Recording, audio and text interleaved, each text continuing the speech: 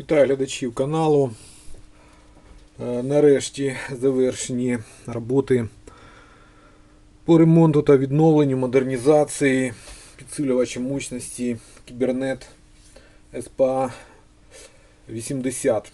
Раніше було відео по началу робот з цим підсилювачем потужності. Я дам ссылку. В цьому відео буде тест роботи підсилювача, буде тест вихідної потужності підсилювача. Приступимо. Це наш підсилювач.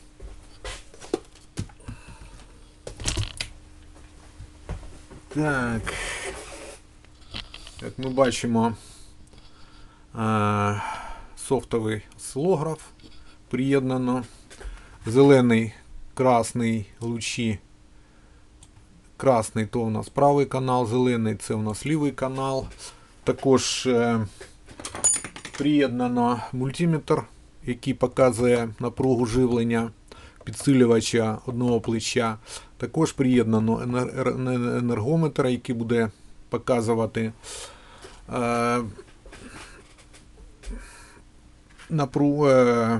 потужність, яку бере підсилювач з мережі.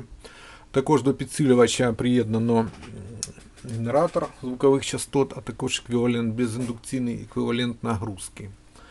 Так, включаємо. Також ще в нас внизу йдуть прибори, мультиметри, які два крайніх мультиметра у нас показують напругу, яка падає на емітерних резисторах кінцевих транзисторів, і ця напруга нам показує струм спокою кінцевого каскаду. Так, включимо підсилювач.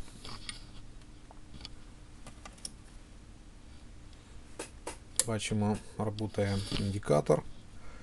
Індикатор я настроїв таким чином, щоб він правильно показував потужність для навантаження 8 Ом. Але зараз в мене підключений еквівалент нагрузки, який є еквівалентом нагрузки 4 Ома. Це в мене безіндукційний резистор з супротивом 3,75 Ома.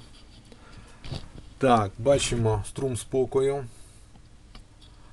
Струм спокою з прогрівом підсилювача я встановив 100 мА. Так, ну і далі бачимо осцилограф, енергометр. Напруга живлення кожного плеча плюс-мінус 55 вольт. Потужність холостого ходу всього підсилювача 37 Вт. Так, дивимось, в електромережі в мене 227 вольт. Так, знову на потужність 38 Вт. Так, даємо сигнал.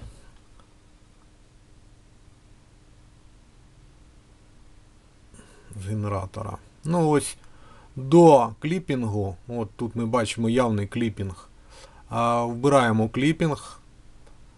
І до кліпінгу у нас амплітуда на виході на навантаженні 3,75 Ома. Ну, скажімо так, 22 вольта в кожному каналі. Бачимо, як просіла напруга живлення з плюс-мінус 54, воно стало плюс-мінус 37 вольт. Потужність, яка йде з електромережі, у нас встановлює тепер 522 Вт. Ну ось знижуємо рівень сигналу на вході. Бачимо, потужність з електромережі падає, також повишається напруга живлення. Зовсім убираємо сигнал. Знову холостий ход 30-32 Вт, напруга живлення 54 вольта. Так, тепер подивимося на індикатор. Так, додаємо до кліпінгу. Ну, от зараз у нас підсилювач кліпує, на виході майже 22 вольта.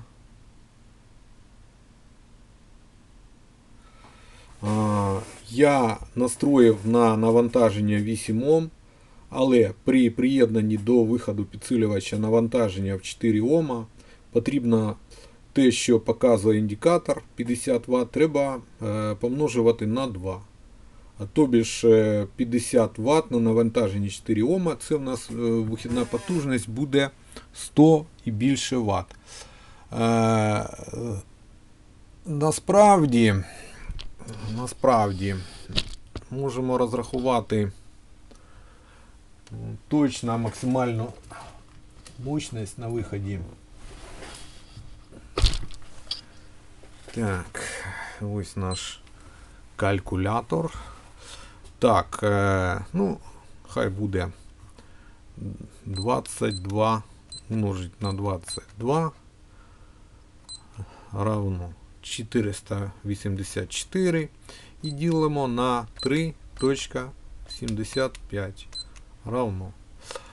Вихідна потужність кожного каналу на навантаженні 4 Ома 129 Вт. Ну, це на порогі кліпування. Чітко можна сказати, що на 4 Омах потужність підсилювача 100 Вт на канал запросто. Хотів би показати, як підсилювач кліпує. Бачимо, кліпування в нас без вибросів, симетричне, ніяких там немає факелів самозбудження, ще чогось. Не глядя на те, що принципово сама схема підсилювача у нас дещо не симетрична.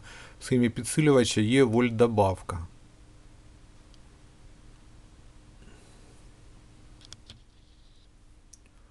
Тепер я приєднав навантаження на кожний канал, безіндуктивні резистори 3. Не 3, а 7,5 Ома. Це у нас еквівалент гучномовців 8 Ом. Також робимо тест, як він працює на нагрузку на навантаження 8 Ома. Ну, бачимо енергометр, бачимо вольтметр, 55 вольт живлення кінцевих каскадів, плюс-мінус 55. 30 Вт бере з електромережі. Струм спокою, ось ми бачимо, в перерахунку на 0,22 Оми. Зараз ток покою в нас біля 30 мА.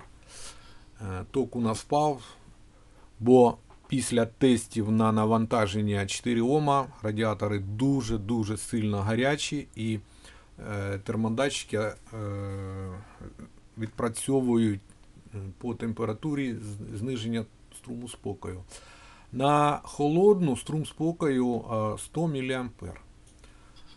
Так, даємо сигнал. Так, навантаження 8 Ом. Ну, бачимо, підсилювач кліпує. Також красиво кліпує, ніяких проблем немає. Красиво, симетрично, без всяких вибросів, факелів і тому подібне.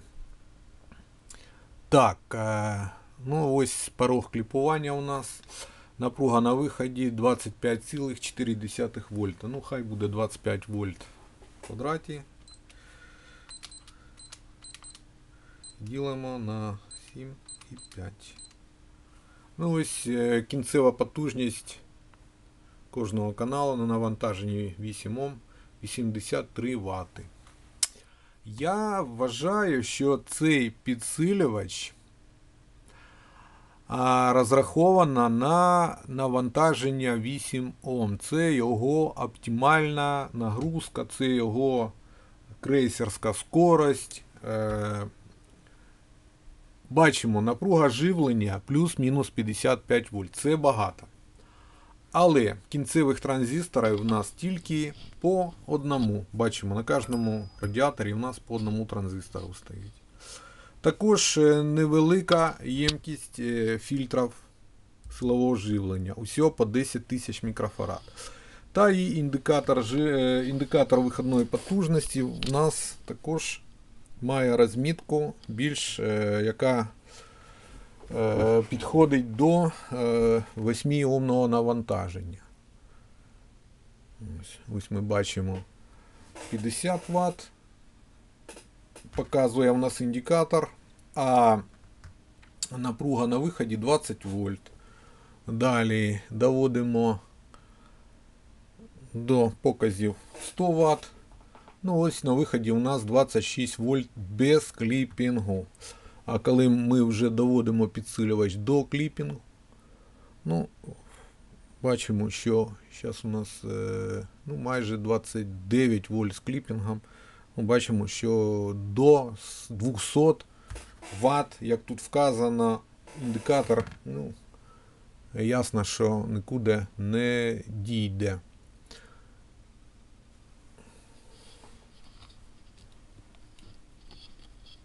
Такі тести підсилювача. Дякую усім за перегляд.